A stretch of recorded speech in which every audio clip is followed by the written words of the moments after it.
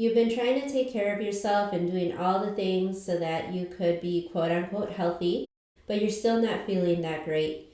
This is Sanando Juntos, Healing Together with Alma. I'm Dr. Alma, pharmacist turned functional health coach. Here we look at health through mind, body, and soul with science, cultura, and real life into the mix. So grab your cafecito, your matcha, or whatever is fueling you today, and let's get into it. Salud.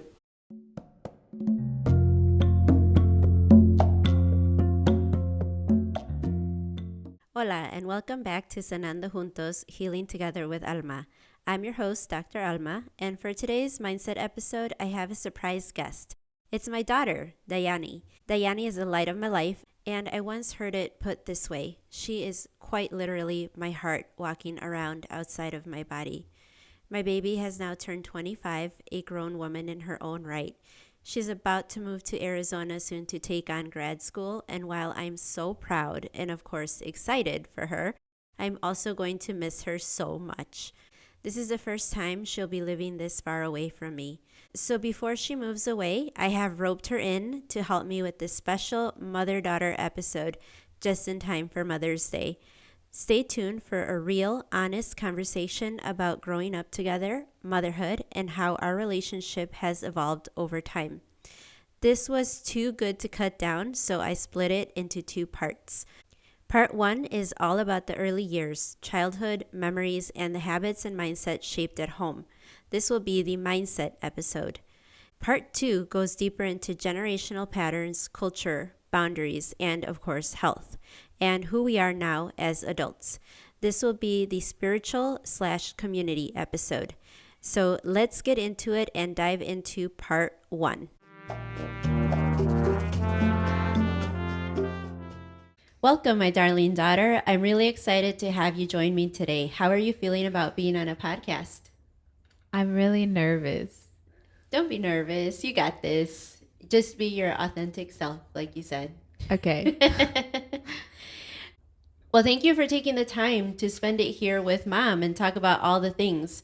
First off, I want to know how you're feeling about your cross-country move to Arizona for grad school. I think I'm feeling very nervous to move because it's coming up so fast, but I feel like ready. I've been in a gap year for 2 years and I'm just ready to go back to school. It's definitely time. So I know that it has to happen. Well, I think you should be so very proud of yourself, and I hope you are, for all the accomplishments that you've had. And we all know you will succeed and you will do great because I know you pull through on the things that you put your mind to. And to begin, I guess, to recognize that on our paths to success, there is a long road. And we as a family, or even just the two of us, have gone through a lot. So today I want to have some real honest conversations about how mindset and habits develop in the home. You good with that? Let's do it. All right. Let's begin with you growing up. So your childhood. What was it like growing up with me as your mom? And you can be honest, it's okay. It was really fun. And I remember everyone always thinking that we were sisters. I think that it was a really good experience overall when I think about it. What do you remember most about your childhood? Okay, this is going to sound really cheesy, but honestly, I think the thing that I remember the most, especially going back into school, was how we read together a lot as a kid. And I think that shaped me into who I am today because that's the reason I fell in love with reading. You taking time out of your day to not only practice reading with me and having that time together with us as a mom and daughter at the end of the day, I feel really sums up how you were as a mother. Oh, that's so sweet. I forgot about that, actually. Oh, I love that so much. I think that's part of the reason that I love the Hunger Games so much. Because we read them together. And I think that series has such a special place in my heart because of that. Oh, it is a special You're series. going to cry 10 minutes into the podcast. Oh, God. I have so many more questions. No, that's really sweet memory. I think, sometimes it's really interesting to hear everybody's take on the same memory. It's so interesting that your takeaway from that and then mine.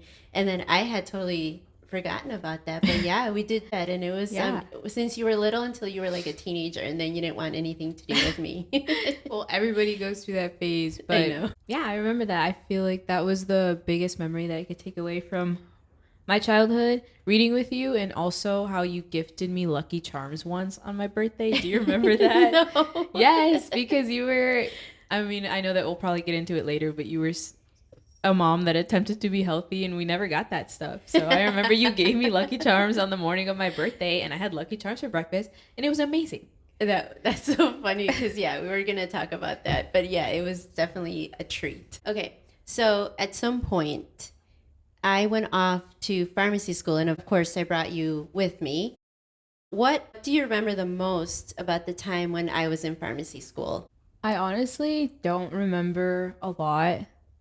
I think I remember one being with my dad a lot. He used to drive me to school and pick me up sometimes. And I also remember that you couldn't make it to one of my kindergarten plays that I like was a core memory for me that I have held on to. But I don't want that to make you feel bad because I knew that you were in school, and as much as you were busy, you brought me along a lot. I was always in the library with you and your friends, and you guys always included me. I remember even an organization that you were a part of did a fashion show, and I was a part of it. So, as much as I know that you needed time away from me to study to do that, I also was a big part of it. Like, you included me in that. You Yeah. absolutely were. Yeah, for sure. And I think the good part of that is that, for one, you were a really good kid. I could just sit you down with some crayons and markers, and you would sit there for hours and draw. And then my professors were actually very kind. They were very understanding. So as long as you didn't make any noise or act up, you were good. And so it wasn't a problem for me. I do remember that you were very much a big part of my schooling, and I wanted you to be involved as much as possible. And then also with my friends, they were all really good to you. They loved you. Yeah, I always looked forward to seeing your friends as a kid. Like, they always made me feel so special. They're like, oh, Nani's here. And it was just like always such a warm and inviting environment. So I don't remember a lot, but I just remember being with my dad a lot, but also being with you and your friends a lot. I don't remember anything else. That's okay. You're still little. But I think for context, in pharmacy school, I had a community of people of color. And I really think that's the only reason why I was able to graduate, because that community was so close and we made sure we held everybody accountable. And for me as a mom, it was so nice that they all were really welcome, and they were all really good with kids except for one person who who we won't name. So it was really a special time for us, I think. And then for me, easy to be able to get through that program with a community that helped me with you and with my own schooling. So let's just pivot a little bit. After pharmacy school, we came to live back home, which home is in Illinois from Madison, where the pharmacy school was. So your dad and I did end up getting divorced. How did that impact you growing up? Well, regarding something that we talked about recently, I think it made some parts of my life really stressful, like birthdays and celebrations, because I always wanted to have two of everything. And I think as a kid, I always wanted to make sure that each of you felt loved by me. Like, I was showing up enough for the both of you and wasn't favoring one or the other parent, even though I know I also use that to my advantage. Yeah. But I think that as a kid, it was really heartbreaking to not think that your family was going to stay together the whole time. But I think once you become a teenager, literally as soon as like 16, 17, 18, I really started to understand relationships and what things aren't good for you. And now as an adult, I'm like, yeah, that should have probably happened way sooner. I grappled with that a lot, choosing to get divorced, but it is also really hard to explain to children what is going on and how this would impact. But I also thought staying in a relationship where we clearly both weren't happy, and how that would impact you either way. Like, either way, it wasn't going to be good. So I thought the best option was to just part ways so that we could find our own happiness somewhere else. But I know that that definitely impacts kids. I mean, there's one thing that kids love is to have security, to have an environment where they know that they're going to be safe and loved. And when that kind of safety gets taken away, of course it's really hard. But I think you managed really well overall, and I knew that when you were going to get older you were going to understand, so we just had to kind of get through it.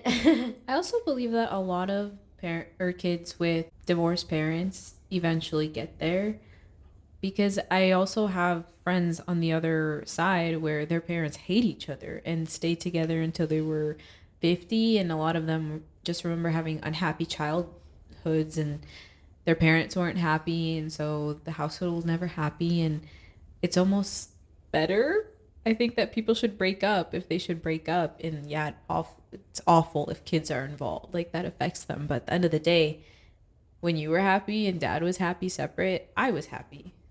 So Yeah. I think that people should, if this is a sign to divorce, you should take it, because your kids will be okay and they will know it's for the better.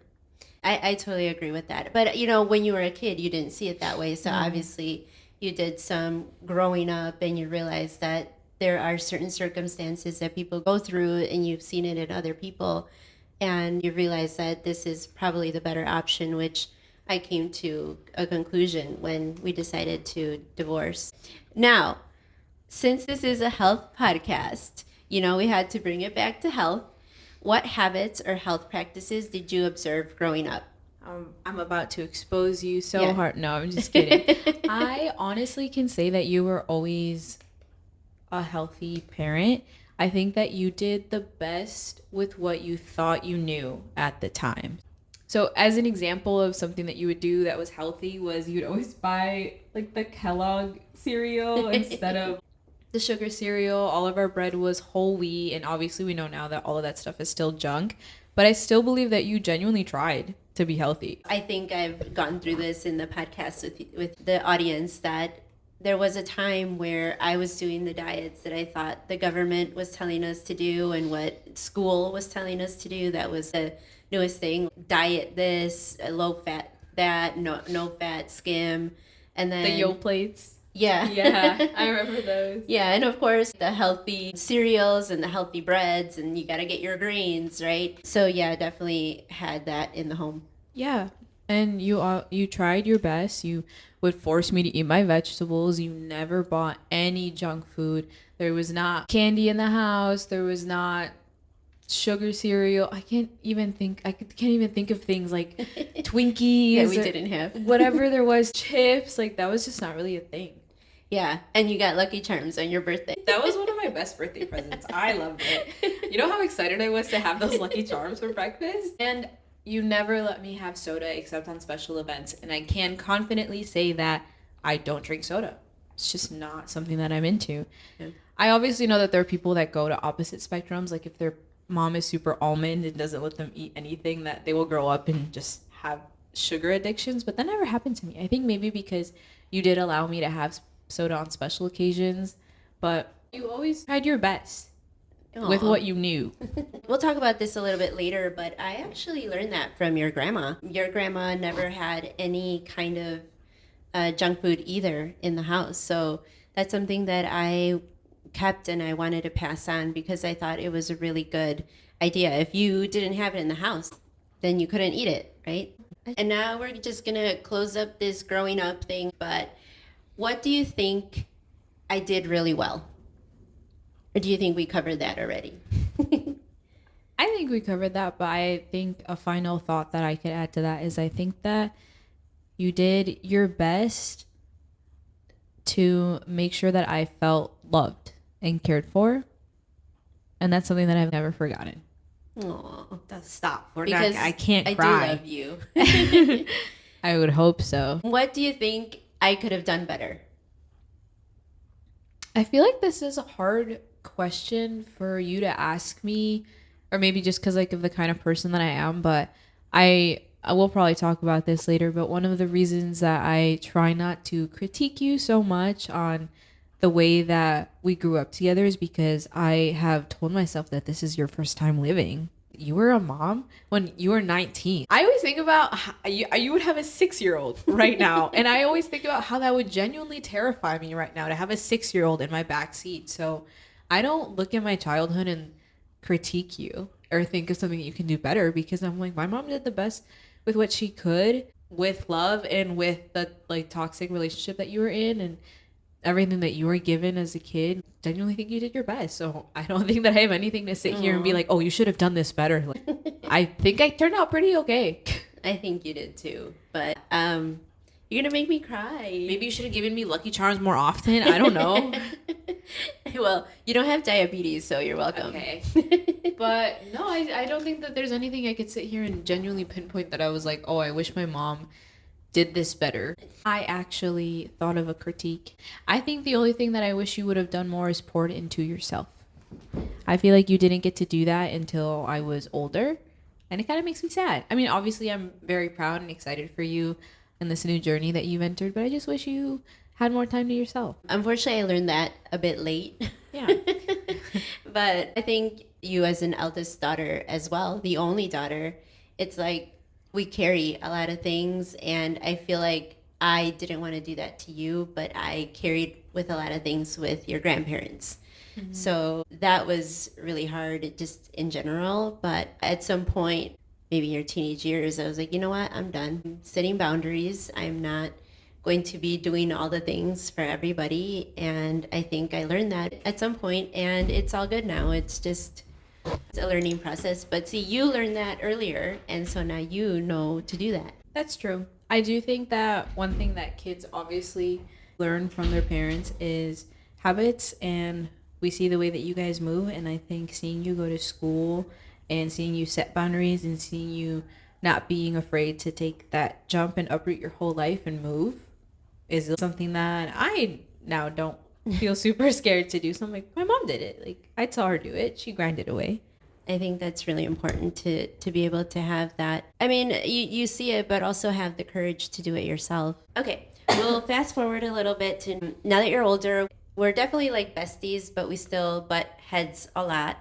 And I want to be honest about that because it's not always butterflies and roses over here. What do you mean? But I think that over time and with intention, we've learned how to get through disagreements. We've learned how to understand each other a little bit better and respect each other's space, opinions, and differences. I think matters a lot, especially in mother-daughter relationships, and even more so in Latina households where there's a lot of feelings, expectations, assumptions without them always being said out loud. I want to talk about some of those things today. Are you ready? Yes. You have had the blessing and the curse of a young mom, because when we're out in public, we're not mother and daughter, we're sisters. Everybody says we're sisters. So yes. We've always said that to this day. Yeah, I'll take it still. But I was basically growing up with you. And I think you already kind of talked about this, how I was 19. So I basically grew up alongside with you because I didn't know what the F I was doing. And you had to experience that version of me. What did that feel like for you, having a mom who was still figuring herself out? Or did you even notice? I don't think that I noticed a lot of bad things that were going on or things that you were experiencing, because I think that you did a very good job of shielding me from those things. Whether it came to family drama or even just the ugly things in the world, I feel as if you did a really good job of shielding me from that. But I think that obviously life is hard and not everything is easily shieldable, and I was still able to see you being human. I remember one time you came home from work and you cried because it was so bad. And I remember being so shocked that you were like crying over work in front of me. I was like, why is she so upset? And now I'm older, that sometimes a day can be a lot. And I think that you did a good job of shielding me, but also letting me see that you were not perfect, that you were human. That's interesting because I actually didn't learn that until later on. Like, I did my best to shield you from a lot of things. And at some point, I actually learned somewhere that it is important for you to show your kids how you handle emotions, because that shows them that life isn't perfect, and how you handle situations is really important for them to learn that. And I want to point out that I feel like our culture really doesn't allow that, especially when it comes to crying, especially when it comes, I mean, obviously male feelings are never validated, but I just remember my dad's family being a little bit more traditional. And even my father now, when I am crying, he is always like, why are you crying? Nobody hit you. And I think that that's something that is so messed up in our culture, because what do you mean I can't cry? Crying is literally the healthiest way to let out a sadness that you're feeling. So I think that that was really important for me to see, because even with you showing me that, there were still people in my life that were telling me to not have feelings.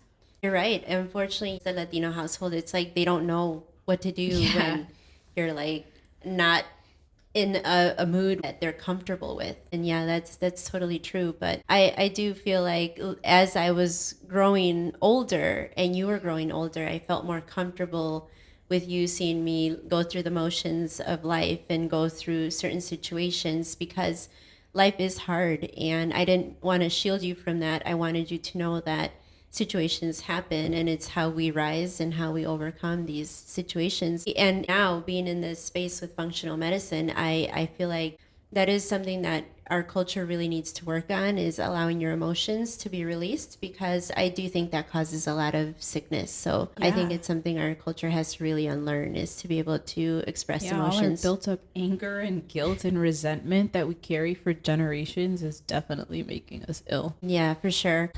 Do you feel like, going back to the same question about basically growing up with me, do you feel like you had to grow up faster in certain ways? I definitely would not say that I would had to grow up fast in a similar way to you. I feel as if you had to grow up fast and take care of your siblings and genuinely be a pillar for your entire family, literally all your life. But I do feel as if there were some parts of me that had to grow up a little bit faster, and maybe not grow up as in take on responsibility, but I think that I learned things early on. I don't know how much you have shared about your family, but I just remember I would see some things or hear some things, and obviously kids can sense when things are not right or something is going on. And I think that I understood some things that were happening in our family dynamic early on, but it just, again, our culture doesn't always talk about those things. And I think that maybe you being so young, we're also unsure on how to talk about those things with me, so you kind of shielded me from them. But I think as an eldest daughter, eldest cousin, I'm an eldest stepsister, I think recognizing those things and not necessarily having to become responsible for them, but having to recognize them and see them and just know that they're there was a little part of growing up fast. Yeah. But I think that you did a great job of ensuring that I was still a child for a long time. I've talked about this in previous podcasts, that for me it was really important that I didn't repeat that part of, the generations. And I really wanted you to have a childhood, because I didn't. And I feel like that's really important when you're growing up, is to actually have a childhood. So yeah, I did my best to make sure that your childhood was different than mine. I think this is part of the conversation where I was going to maybe get into it later.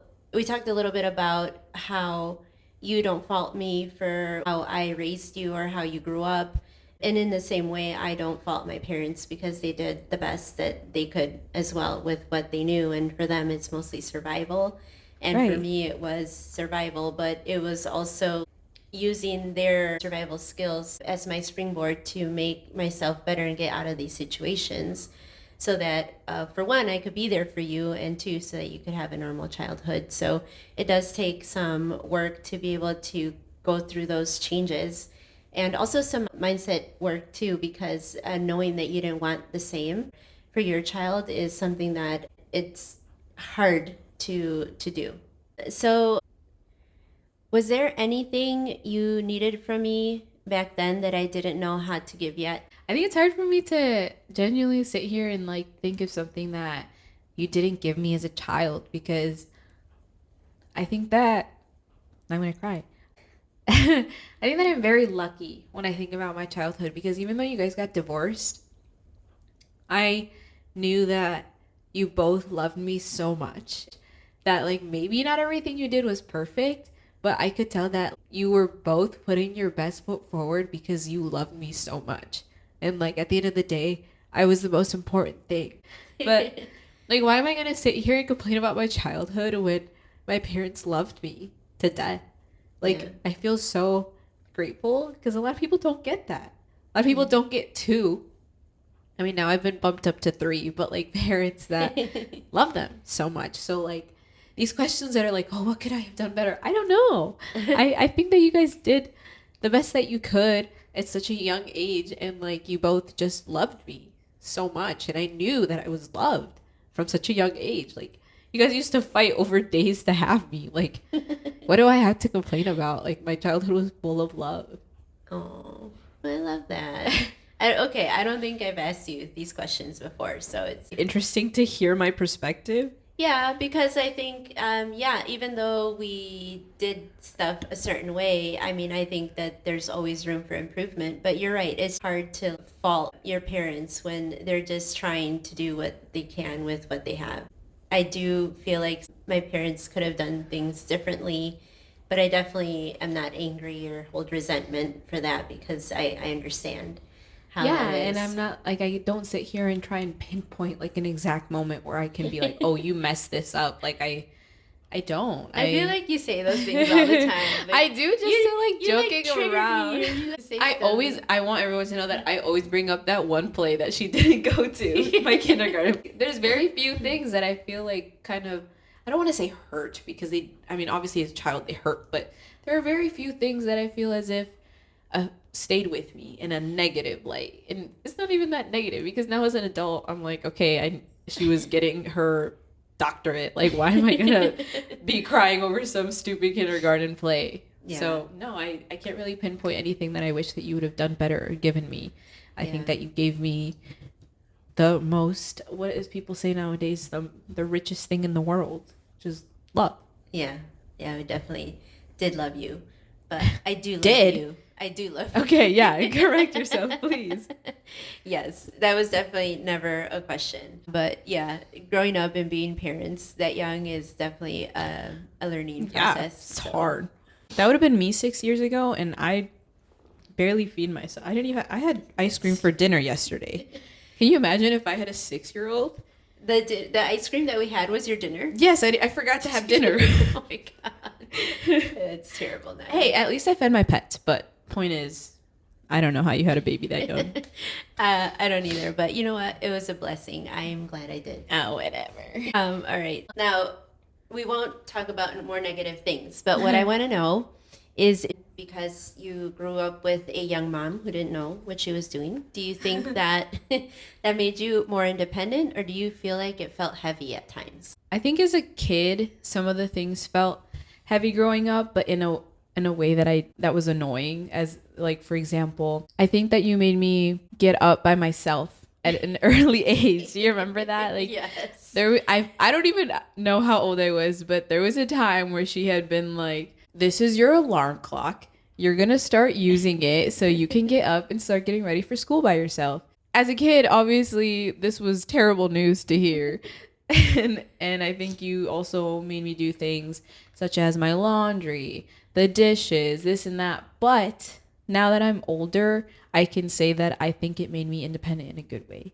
I think that, I mean, I don't even know what your reasoning was. Maybe you wanted an extra 30 minutes of sleep, or maybe you just needed me to start taking care of myself. But I like to think that you made me do these things early on because you genuinely knew that I could. You weren't one of those moms that just let me be lazy forever. So you forced me to take on my own responsibility, which I think is good. I think you forced me to have that autonomy like so young. So I think it made me independent in a good way. So Yeah. we'll talk about the two sides of this memory. Oh God. So I can tell you why I did it. And going back to setting boundaries, this was one of them. Was it because I missed the bus? Oh my God, all the time. I just wanted you to take me to school like all the other moms. I was like tired of being like, Nani, get up. Nani, get up. Nani, you have 15 minutes. Nani, oh my God. Okay, you know what? I you know take what? that back. Maybe if she loved me more, she would have woken me up for school. I was like, I'm done. You're taking over this. I'm done. You're old enough. You can figure it out. If you get on the bus, you get on the bus. If not, you're gonna be out of school. I don't know what to tell you. And you believe I did it. I did it. And then when I would miss the bus, like, infrequently, I would come home in tears because I disappointed my mother because I didn't make the bus. But you know what? You're welcome. And it always happened to be on a day that you were also, like, not on time.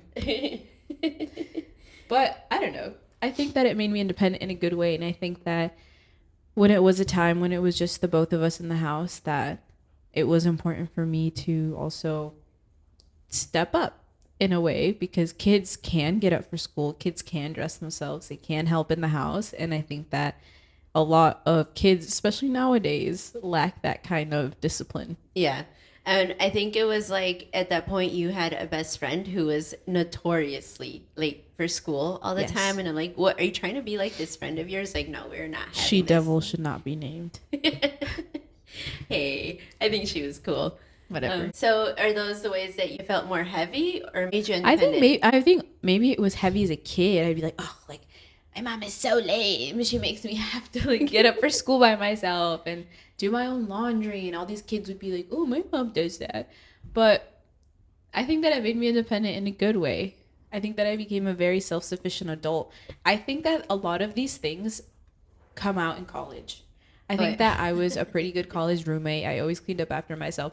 Obviously, this is different in your home. I want to say that loud and clear, because when I am at my house, I feel like a child again, and I don't pick up after myself as much. But when I was an adult away at school, I think that these habits came through a lot. I had to become responsible for myself. I had to clean after myself. I had to be an active member of the household, just like I was when it was the both of us. So it was a good thing. Yeah, I think so too. I think that it really helped you make more independent person, which you were always an independent person. The teenage years, I think, are just tough in general, and you try to get away with as much as you can. So Yes. gotta put some boundaries in there. But building on that, and I think we talked about this already because we're kind of going into different territories of our mother-daughter relationship as well as cultural expectations. But do you think some of the ways that I showed up came from how I was raised? Yes. I think that you always had told me that your mother did not give you as much affection, whether that would be words of affirmation or physical affection. Yeah. And I think that you made it very important in our relationship to have that. Like, we always, like, cuddled, and we always say I love you at the end of the day, even to this day.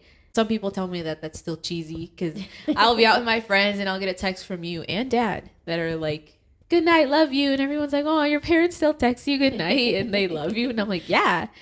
I think that was an important point that you tried. And I think that some of the things that showed up maybe in a more negative light was, I think when we used to fight at first, neither of us really knew how to handle that healthily. So I think maybe it wasn't the greatest at first, but obviously that came over time as well, with you growing up and me growing up and us kind of figuring out what we really wanted from our relationship, which I think is different from our generation as well, because a lot of the times people don't talk things through and they just resent each other and then they never speak about it. Yeah. And then the people just end up not talking. And I never, like, wanted that for our relationship, and neither did you. So I think we both kind of took it upon ourselves to be different than our generational cycle. Yeah. You know, how I was raised, it was really just the parent had all of the right answers and the kid had no place, right? There was no reason why you should speak up and mucho menos talk back. And that's how I was raised. But I honestly don't know where I learned some of these things. I realized that kids want to feel validated. Even if they're like 2 and they lost a toy, that's like the worst thing for them to happen in their little lives. And that's something that I really changed my perspective on, whereas when we were growing up, our opinions didn't matter.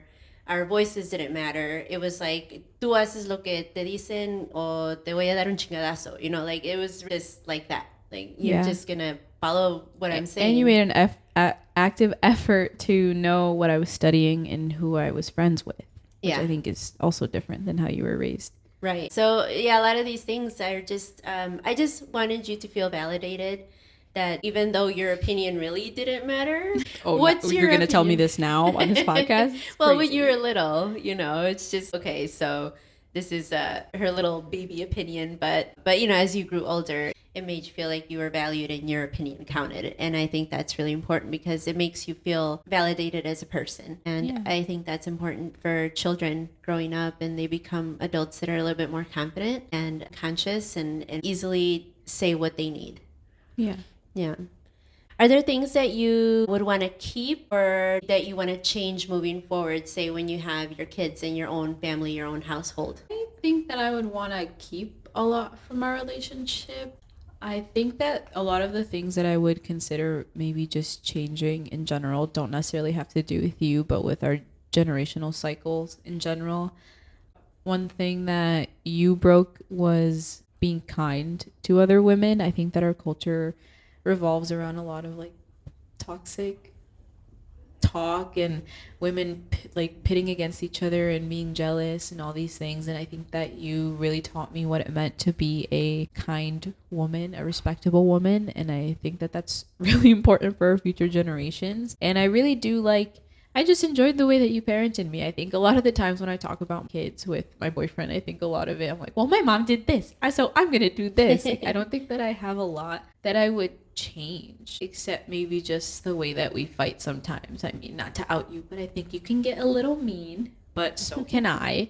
So I just think that obviously with my own kids, I think that maybe I'm probably going to implement some of the things that you learn now at this age, but I'm going to hopefully start it when they're young, you know? Yeah, no, and you should, because it was definitely a learning process for me. Like we said, you got the version of me that is still growing up too, and I'm still learning a lot too about being a mom and being a mom to 25-year-old, right? That's like Stop. Don't reveal my age. Oh, I think I did already in the intro. Okay, so you talked a little bit about this, which I think is interesting, but that whole, we're adding in this not only mother-daughter relationship, but also of being a Latina, which adds another layer to all of this. And I think what you were alluding to was that not just women, but I did see it a lot growing up with Latina women and women in my community, where sometimes the successes of another woman, another Latina, were not well received, and mucho menos like they would celebrate you, right? And so I think that that part, I agree with you that leaving that behind culturally is really important. But that's why that Latina layer is added, that we should be definitely more kind to our sisters to help them. And also, everybody's success is your success too. No te quita nada. What do you think growing up in a Latina household taught you, for better or for worse? I feel as if I had some whiplash growing up when it came to that, because as I said earlier, my father's family was extremely traditional. So I feel as if I would come home to you and I would be like, oh my God, like I did this in my school or this and that. And even something more recent, such as I'm going off to college and I'm doing this. And then I would go to my father's family and it would be met with, well, why are you going so far? Nobody gave you permission, stuff like that. And I think that it was just very confusing as a young girl to be in this mindset like, oh my God, my mom is celebrating me and being happy, but then there's other really important people to me in my family that are making me feel so bad. And I never understood why. And I think I still struggle with that today, because sometimes I still come home crying to you and you tell me, well, you know that people are like this. Like, why do you expect more? And I think I just don't understand why. But I forgot the question, to be honest. If it was better for worse. But I think that's a, no, I think that's a really valid answer, because who knows why? It's just the way that they were raised. I've told you a lot of times that our expectations sometimes are worse than the people themselves. It's just that, you know, that expectation that you have of those people in your family that kind of keep you down. But, you know, and we can pivot back to health with this too, because I think we get a lot of backlash from our family members that would just be confused as to why we decide to eat whole foods. Or I used to get a lot of backlash from my dad's side of the family because I lost a bunch of weight, and like it's just, they would think that I'm better than them. Like, it's just such a toxic community sometimes. Yeah. And, you know, I think we get that from just a lot of angles. I don't think it's just that side of the family or whatever. I think it's a lot of people that really don't understand why we are a certain way, but we'll definitely talk about that because health is a really important part of our conversation. So, what do you love about being Latina, and what do you think is challenging? Oh my gosh. I love being so beautiful. I know that you have all seen my mother. She's quite beautiful. So I like to think that I am, I'm up there too. I kind of have her face.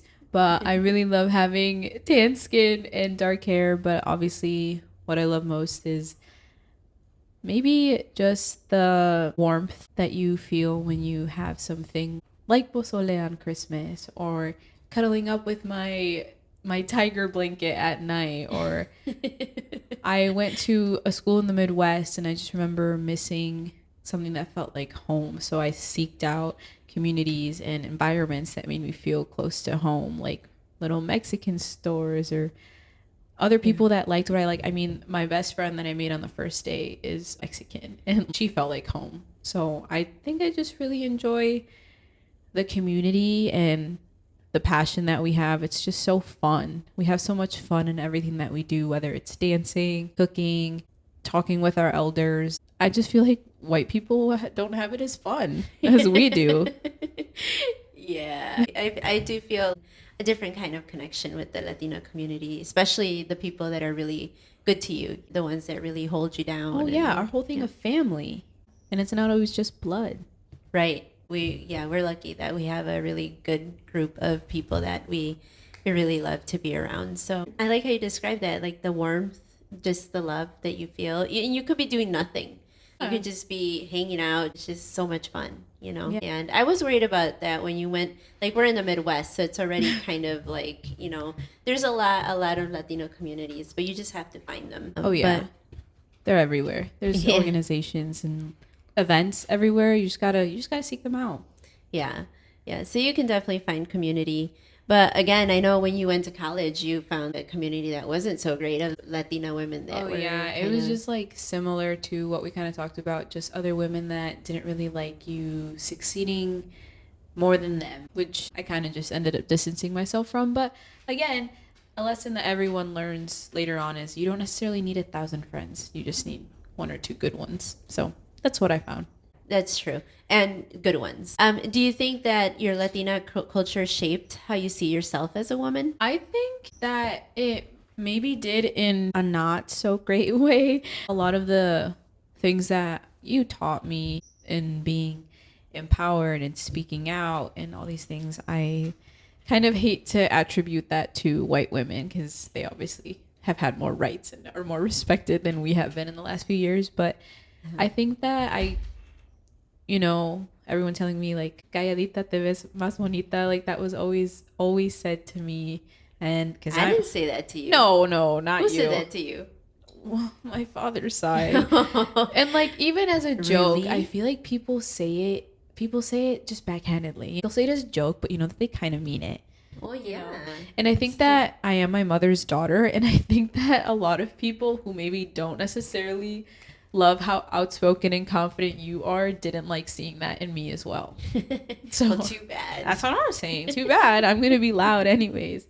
So I think that being a Latina woman definitely just came with some hardships. It came with being told to be quiet, to not be too loud, to not take up so much space in a room. It was something that not necessarily you taught me, but things that I had gathered from my older relatives, from my more traditional side of the family. But then again, I would come home to you and you'd be like, screw that, do whatever you want, like do this, do that. So I don't know. I feel like you built that bridge for me.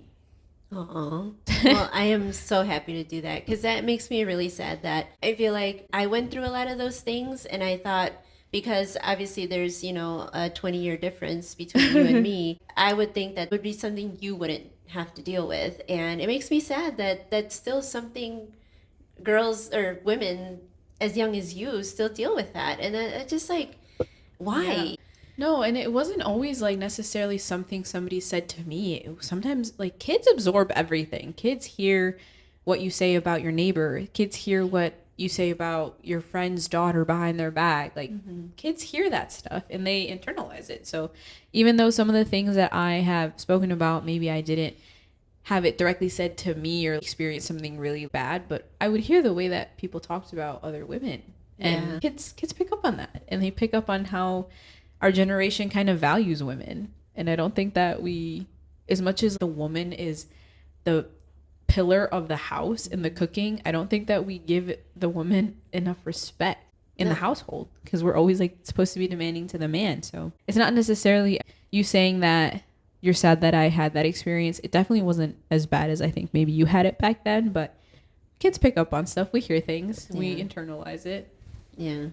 That so makes me sad. I don't like that. Let's change that. Yeah. Audience. So I guess, what do you think helped you become confident in your own way? And I think you already kind of answered this, because you talked about how there was like two sides, where one side of your family was like, calladita te ves más bonita, but I was like, fuck that, just say what you want, do what you want. And it's just, I don't know if that was the answer of you becoming more confident, if there was any other ways that you became confident in your own right. I don't know if that made me necessarily confident. I think it definitely gave me strength. It gave me strength in knowing that at least my mother thinks that I am doing okay, which I think a lot of people don't realize is very valued by kids. Knowing that your mother is behind you is super important. But I obviously think that a lot of the confidence came with me losing weight, because I did drop like 4 pant sizes not too long ago. And I think that more had to do with my relationship with food and the relationship that I had with myself.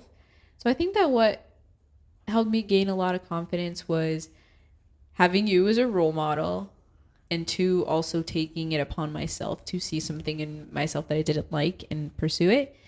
And obviously I went to college, and it helped me gain a lot of confidence in my knowledge, because I am smart. So I think it was a combination of things, but having you as a role model and being like, oh, my mom is smart and beautiful. That's all I want to be. Aw, you're so sweet. You are smart and beautiful as well. Well, thanks. I have a smart and beautiful mother. Oh, well, confidence is always a learning process. Yes, over time. Yeah, sure. Yeah. But I did see your change, and I was really proud of you.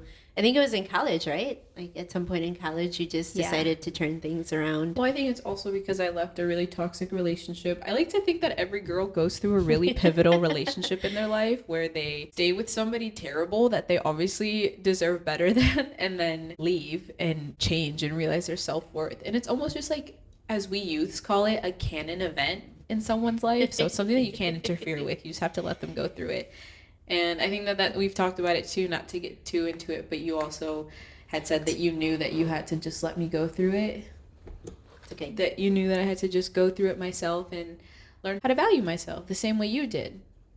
That's funny, the canon moment. Canon event. That's funny, because I bit my tongue for a long time when you were going through that. And I was like, she's going to have to learn. Obviously, I'd be there if anything went sideways. But right.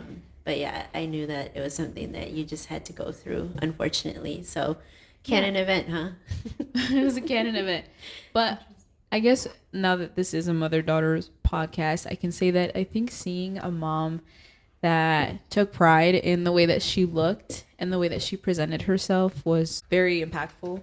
Like, you may have not thought about that, but you always made sure that you looked cute leaving the house. You always tried to make yourself look cute, and you always made sure that I looked cute. And I think that was important, like just the presentation to yourself to the world. And I think that kind of shaped me too. Like, oh, if I want to go out into the world and be a badass, I need to feel and look like one, obviously. So I think that's kind of what shaped my confidence. Time and you and some life experience. Oh, thank you. Yeah, it's like that Latina thing, right? Where you can't leave the house without my hoops. I always say, I don't have my hoops today. I'm not Latina.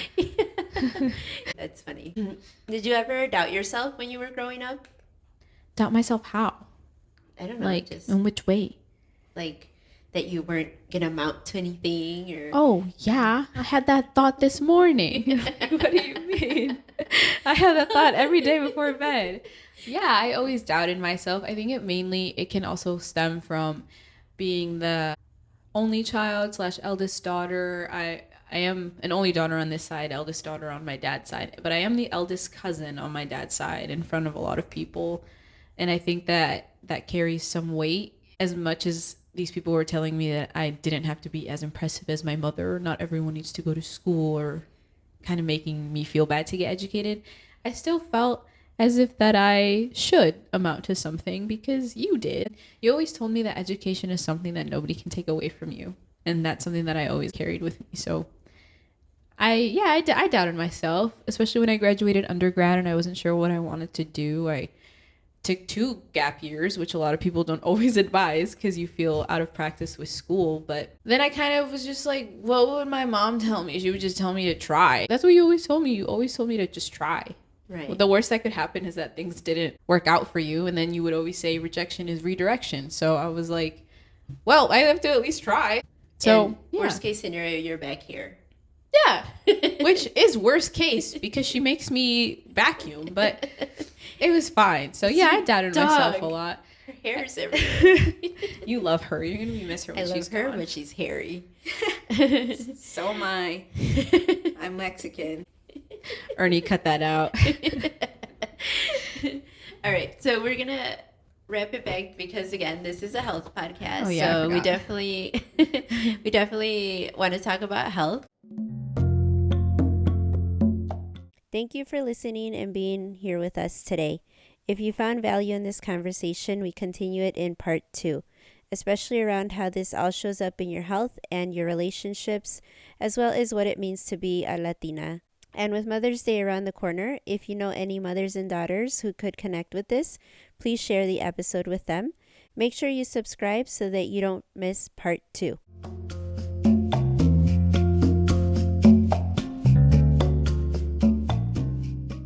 Before you go, if any part of this felt familiar, just know you're not alone. Take what resonated, sit with it, and go from there. And if at some point you're like, okay, I'm ready to actually look at this more closely, you can book a call with me. Link is in the show notes. Or come find me on Instagram. I'm usually there talking about all of this in real time. And of course, if you can take a moment to leave me a review, I'd be so appreciative. And if you know anybody that could use this information, please share it with them. Gracias. Your time is precious and I'm grateful you're spending it with me. Cuídate and remember, we heal juntos siempre.